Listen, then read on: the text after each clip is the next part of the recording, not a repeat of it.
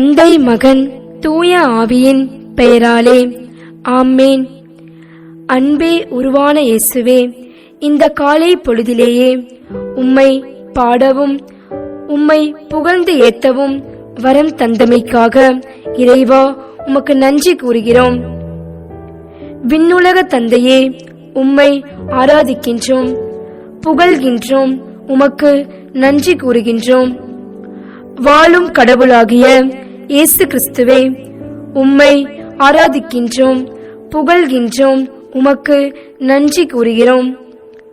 தூய ஆவியாகிய மூவொரு இறைவனே, உம்மை நாங்கள் ஆராதிக்கின்றோம், புகழ்கின்றோம், உமக்கு நன்றி கூறுகின்றோம். ஓ அன்பு தெய்வமே, நீ எங்களிடம் நான் உங்களுக்கு ஒரு புதிய கட்டளையை தந்து செல்கிறேன், ஒருவரை ஒருவர் அன்பு செய்யுங்கள் என்பதே அந்த கட்டளை என்ற இறை வசனத்திற்கு ஏற்றவாறு இறைவா, இந்த நாளில் காண்பவை யாவற்றிலும் பேசும் நபர்கள் யாவரிடமும் அன்பு செய்ய வேண்டும் என்று கூறிய என் அன்பு தந்தை இயேசுவை மனதில் கொண்டு இந்த நாள் முழுவதும் செயல்பட தேவையான மனதினையும் மன பலத்தையும் தரும்படியாக இறைவா உம்மை மன்றாடுகிறோம். சுவாமி, அன்பான இயேசுவே, பிறர் என்னை அன்பு செய்ய வேண்டும் என்பதை காட்டிலும் பிறரை நான் அன்பு செய்து வாழ்ந்திடவும் அவர்களை புரிந்து கொள்ளவும் எங்களுக்கு அருள் புரிவீராக.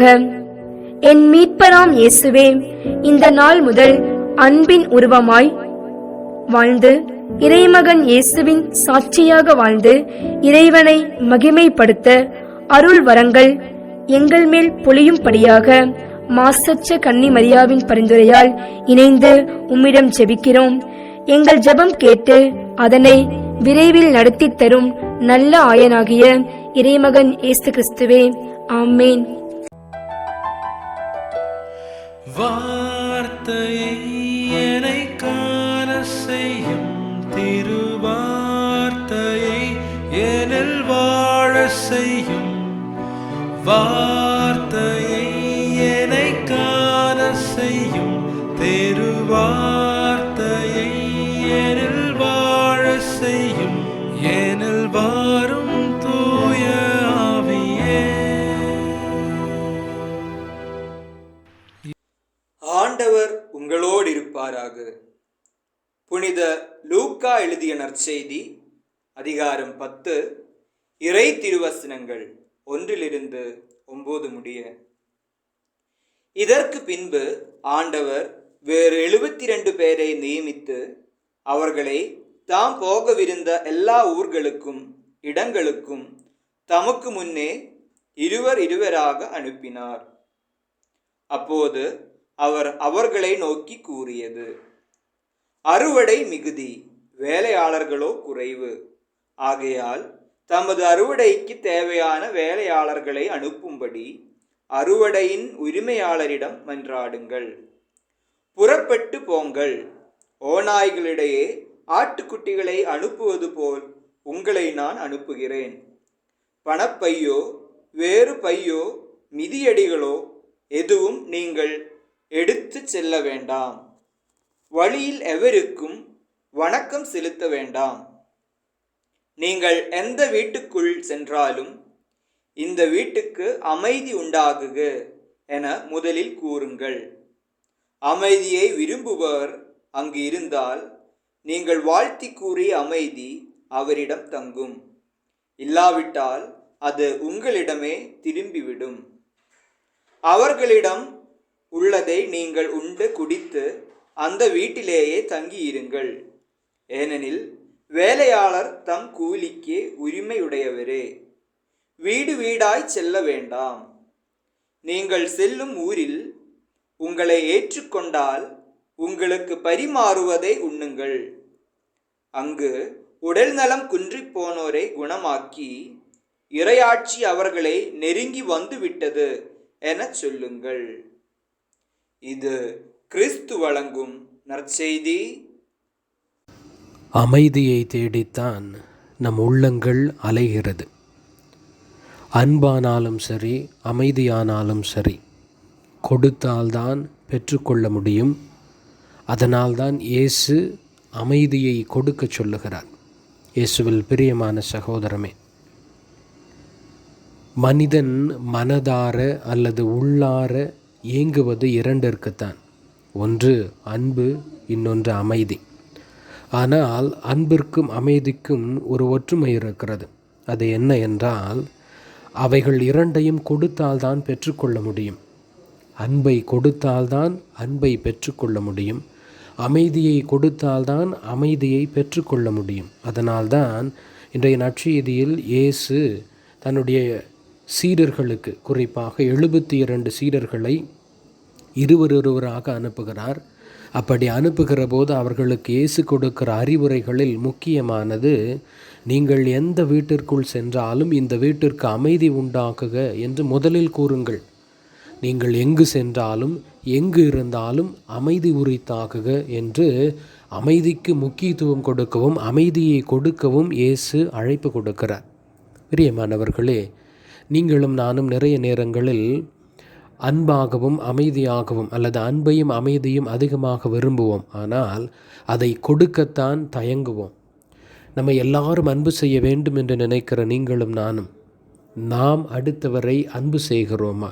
அன்பை கொடுத்தால்தான் பெற்றுக்கொள்ள முடியும். அப்படியே தான் அமைதியையும். எல்லாரும் அமைதியாக அல்லது எல்லாரிடத்திலும் அந்த அமைதியை நான் அனுபவிக்க வேண்டும் என்று ஏங்குகிற நீங்களும் நானும், நாம் எங்கு இருந்தாலும் சரி, யாரோடு இருந்தாலும் சரி, அமைதியை ஏற்படுத்துபவர்களாக இருக்கிறோமா? நம்முடைய சிந்தனை, நம்முடைய சொற்கள், நம்முடைய செயல்கள் அத்தனையும் அமைதியை மையப்படுத்தி இருக்கின்றனவா என்று சிந்திப்போம். அமைதியை எங்கும் எல்லாரிடத்திலும் எதிர்பார்க்கிற நாம் மற்றவர்களுக்கு அந்த அமைதியை கொடுக்கிறவர்களாக இருப்போம். அதனால்தான் இயேசு சொல்லுகிறார், எங்கு சென்றாலும் அமைதி உரித்தாகுக என்று சொல்லுங்கள் என்று. இயேசுவும் அதைத்தான் செய்தார். உங்களுக்கு அமைதி என்று தான் உயிர்த்தெழுந்த பிறகு உங்களுக்கு அமைதி உண்டாகுக என்று தான் சொன்னார். நாமும் இயேசுவை பின்பற்றுகிற இயேசுவின் சீடர்களாக அமைதியை கொடுப்பவர்களாக இருப்போம். என்னை படைத்து பராமரிக்கும் நல்ல தெய்வமே, இந்த புதிய நாளில் உமது அருகில் வந்து உம்மை ஆராதிக்கின்றோம், ஸ்துதிக்கின்றோம், போற்றுகின்றோம். ஆண்டவரே, அகில உலகத்திற்காக நாங்கள் ஜெபிக்கின்றோம். எல்லா தேசங்களுக்கும் இனங்களுக்கும் மொழிகளுக்கும் அப்பாற்பட்டு உமது பிள்ளைகளாகிய மனித குலத்தின் ஒவ்வொரு பிள்ளைக்காகவும் இந்த காலை பொழுதில் மன்றாடுகின்றோம். உமது தெய்வீக இரக்கம் உலகின் மீது பொழியும். ஏனென்றால் ரோமையர் புத்தகம் 9வது அதிகாரம் 16வது வசனம் சொல்வது போல், மனிதர் விரும்புவதாலோ உழைப்பதாலோ எதுவுமே ஆவதில்லை, கடவுளின் இரக்கம் காட்டுவதாலேயே எல்லாம் ஆகிறது. ஓ தெய்வமே, எங்கள் ஒவ்வொருவரின் மீதும் உமது இரக்கத்தை பொழியும். இடங்கை ஏது வலங்கை ஏது என்று தெரியாமல், உம்மை பற்றிய அறிவில்லாமல் உலகமயமான சிக்கல்களில் மாட்டித் தவிக்கின்ற பல லட்சக்கணக்கான மக்களுக்காக நாங்கள் ஜெபிக்கின்றோம். பலவிதமான தண்டனைகளில் இருந்தும், பாவங்களில் இருந்தும், ஆபத்துகள் விபத்துகளில் இருந்தும், இயற்கை சீற்றங்களில் இருந்தும், வரப்போகின்ற யுத்தங்களில் இருந்தும் இன்றைய நாள் உலகத்தை காப்பாற்றும் ஆண்டவரே. தேசங்களில் சமாதானமும் ஐக்கியமும் உருவாகட்டும். ஆண்டவரே, சிறு பிள்ளைகளை நீர் ஆசீர்வதியும். படிக்கின்ற பிள்ளைகளுக்கு ஞானமும் புத்தியும் மாற்றலும் நீர் தாரும். ஒவ்வொரு பிள்ளைக்கும் வயதிற்கேற்ற பக்குவம் நீர் தாரும். பெற்றோர்களுக்கும் குடும்பத்திற்கும் சமூகத்திற்கும் ஆசீர்வாதமான மக்களாக அவர்கள் வளரட்டும் ஆண்டவரே.